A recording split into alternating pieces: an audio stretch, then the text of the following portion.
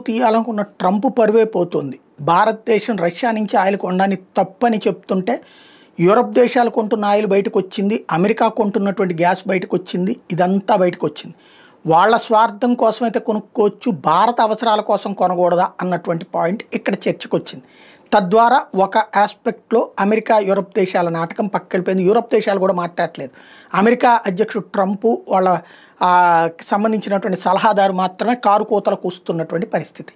ఇప్పుడు అమెరికాలో ఉన్నటువంటి నిపుణులు లేదా జాతీయ భద్రత మాజీ సలహాదారులు నిందిస్తున్నది ట్రంప్నే.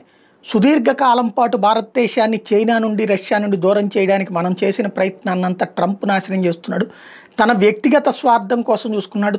తన కుటుంబము కలిసి పాకిస్తాన్లో పెట్టుబడులు పెట్టడం కోసం అని చెప్పేసి భారత్ని బద్నాం చేస్తున్నాడు. భారత్తో గొడవ పెట్టుకోవడం ద్వారా మనం సాధించేది ఏమీ లేదు, అతిపెద్ద మార్కెట్ని కోల్పోవడం తప్ప. అది తెలిసి కూడా ఎందుకు ఇలా చేస్తున్నాడు అన్నటువంటి విషయాన్ని ఇక్కడ జేక్ సులివాన్ తాజాగా రైట్ చేసుకొచ్చినటువంటి పాయింట్.